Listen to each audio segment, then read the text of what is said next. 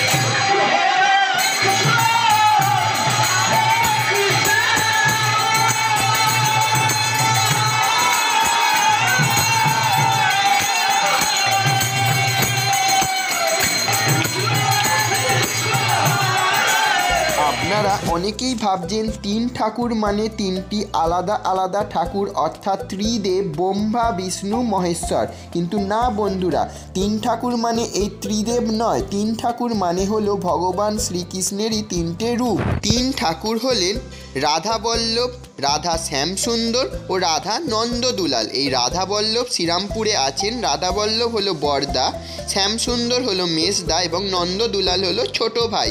আমি প্রথমে চলে এসেছি শ্রীরামপুরের রাধা বল্লভ মন্দিরে।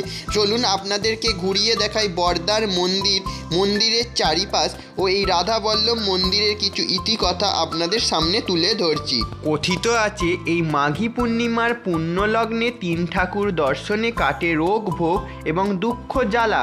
এই 3 ঠাকুর দর্শন করলে বৃন্দাবন দর্শনের সমান ফল লাভ প্রাপ্তি হয়। ভগবানকে পুজো দেওয়ার জন্য আপনারা পেয়ে যাবেন ডালা। মন্দিরের বাইরেই আছে ডালার স্টল, সেখান থেকে আপনারা আপনাদের ইচ্ছে মতন ডালা নিয়ে ভগবানকে পুজো দিয়ে দিতে পারেন। দেখুন বন্ধুরা, ভিড় ঠেলে আমিও মন্দিরে ঢুকে পড়েছি। আপনাদেরকেও ঘুরিয়ে দেখাচ্ছি মন্দিরের চারিপাশ, আপনারা দেখতে থাকুন। 1764 সালে কলকাতা নিবাসী নয়নচাঁদ মল্লিক রাধাবল্লভ মন্দিরটি প্রতিষ্ঠা করেন। মন্দিরের নাম অনুসারে এলাকার নাম হয় বল্লভপুর। নিত্য পূজা ও ভোগের ব্যবস্থা আছে এই মন্দিরে। রাস পূর্ণিমা, দোলযাত্রা, মাঘী পূর্ণিমা ও ঝুলন যাত্রা প্রভৃতি উৎসবে এখানে বহু মানুষের সমাগম ঘটে। দূর দূরান্ত থেকে ভক্তরা ভিড় করেন এই স্থানে। হাওড়া ব্যান্ডেল রেলপথে শ্রীরামপুর 8ম স্টেশন। হাওড়া থেকে রেলপথের দূরত্ব 20 কিলোমিটার। চলুন এবার জেনে নেওয়া যাক বল্লভপুরের এই রাধা বল্লভ মন্দিরটি আপনারা কিভাবে আসবেন। আপনাদের আসতে হলে হাওড়া থেকে ব্যান্ডেলগামী যে কোনো ট্রেন ধরে চলে আসুন শ্রীরামপুর স্টেশনের বাইরে থেকে পেয়ে যাবেন টোটোয় চেপে মাত্র 20 টাকার বিনিময়ে আপনারা খুব সহজেই পৌঁছে যেতে পারেন এই বল্লভপুরের রাধা বল্লভ মন্দিরে। ঠাকুর দর্শন কমপ্লিট। এবার আপনাদের সঙ্গে শেয়ার করে নিচ্ছি বেশ কিছু স্টিল পিকচার, আপনারা দেখতে থাকুন। শ্রীরামপুরের রাধা বল্লভ অর্থাৎ বড়দাকে দর্শন করে এবার মেজদার কাছে যাওয়ার পালা। মেজদা অর্থাৎ শ্যামসুন্দর জিউ আছেন খড়দা যাব। তার আগে যাওয়ার পথে রাস্তায় দেখা হয়ে গেল একটি মা বিড়াল ও তার 4 সন্তানের সাথে। এই 5 জনের সাথে একটুখানি সময় কাটিয়ে নিয়ে এবার যাওয়ার পালা খড়দা। আমার কাছে কিছু খাবার নেই।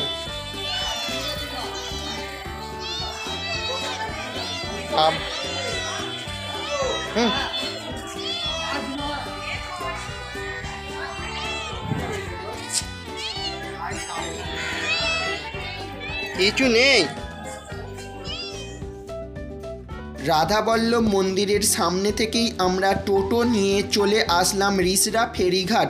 এই রিসরা ফেরিঘাট থেকে গঙ্গার ওপারটাই হলো শ্যামসুন্দরের ঘাট। খড়দার শ্যামসুন্দর মন্দির যাওয়ার জন্য রিসরা থেকে গঙ্গা পেরোতে হয়, কিন্তু রিসরা এসে দেখি ওমা 3 মানুষ সমান লাইন। তাই আমরা লাইনে দাঁড়িয়ে আর সময় নষ্ট করিনি, ওই টোটো নিয়েই আমরা চলে এলাম কোন্নগর ফেরিঘাট।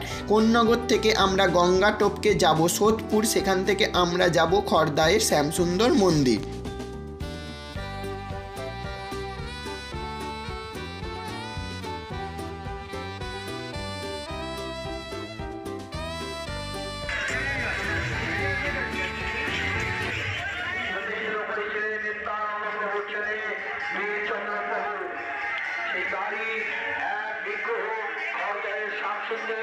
আপনারা বছর করতে এসছেন, শাস্ত্রের কথিত আছে এই আজকে মাঘ এই পূর্ণিমার দিনে যদি কেউ একই দিনে এই পূর্ণিমা তিথিতে 3 ঠাকুর দর্শন করে তাহলে তার সমস্ত তীর্থ দর্শনের পূর্ণ ফল আজকে সোদপুর ফেরিঘাট থেকে 45 টাকা টোটো ভাড়া করে চলে এলাম খড়দায়ের শ্যামসুন্দর মন্দিরে। সময় লাগলো প্রায় 45 মিনিট। 45 মিনিট টোটো জার্নি করে চলে এসেছি খড়দায়ের শ্যামসুন্দর মন্দিরে। আজ মাঘী পূর্ণিমা উপলক্ষে সুন্দর করে সাজানো হয়েছে মন্দির প্রাঙ্গণ, এবং আপনারা দর্শন করে নিন শ্যামসুন্দর জিউকে।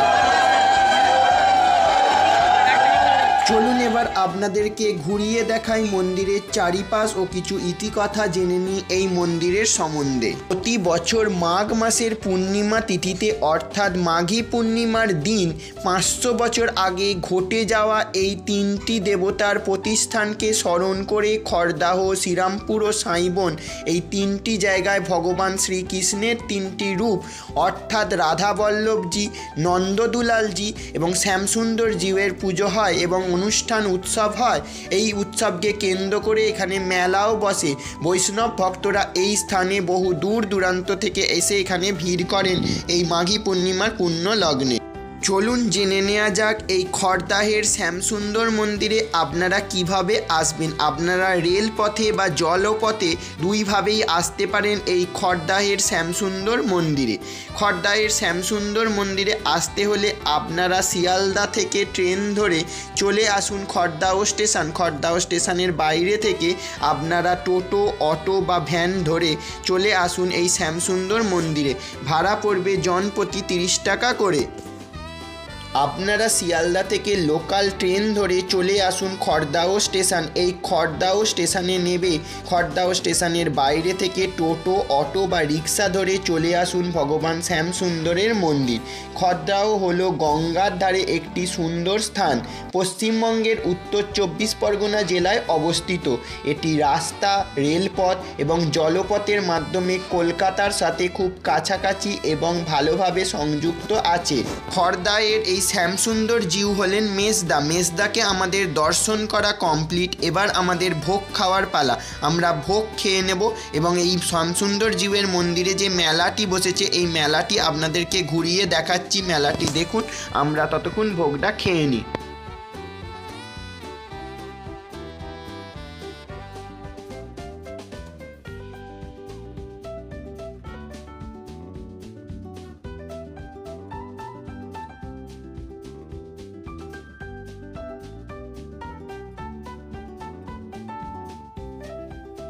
আমরা খড়দাহের শ্যামসুন্দর মন্দিরে ভোগ খেয়ে চলে এলাম মন্দিরের বাইরে। মন্দিরের বাইরে থেকেই 70 টাকার বিনিময়ে টোটো ভাড়া করে আধ ঘন্টার জার্নি করে আমরা চলে এলাম সাইবনের ছোটদার মন্দির অর্থাৎ নন্দদুলাল জিউয়ের মন্দির।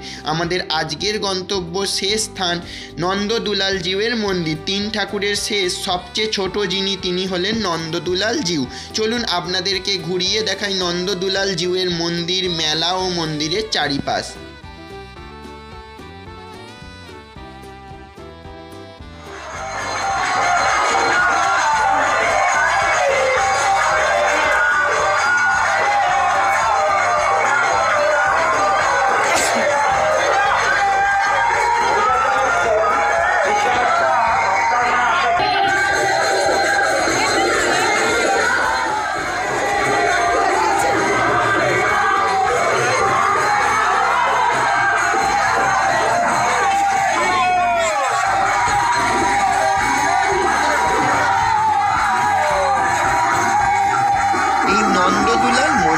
প্রচণ্ড পরিমাণে ভিড়ের কারণে খুব সামনাসামনি ঠাকুরকে দর্শন করতে পারিনি। গেট বন্ধ করে দিয়েছিল, তাই গেটের ফাঁক থেকে যেটুকুন পেরেছি আপনাদের সামনে তুলে ধরলাম। একই পাথরে তিনটি ভগবান, একটি পাথর দিয়েই তৈরি করা হয় ভগবান শ্রীকৃষ্ণেরই তিনটি রূপ। যিনি বরদা তার পূজা করা হয় শ্রীরামপুরে রাধাবল্লভ জিউ নামে, যিনি মেষদা তার পূজা করা হয় খড়দাহে শ্যামসুন্দর জিউ নামে, এবং যিনি ছোটদার পূজা করা হয় সাঁই বনে নন্দদুলাল জিউ নামে। মাঘী পূর্ণিমার দিনে তিন ঠাকুর হলো রাধাবল্লভ জিউ, শ্যামসুন্দর জিউ এবং নন্দদুলাল জিউ। এই তিন ঠাকুর দর্শন করলে মাঘী পূর্ণিমায় কাটে রোগ ভোগ সর্ব দুঃখ জ্বালা।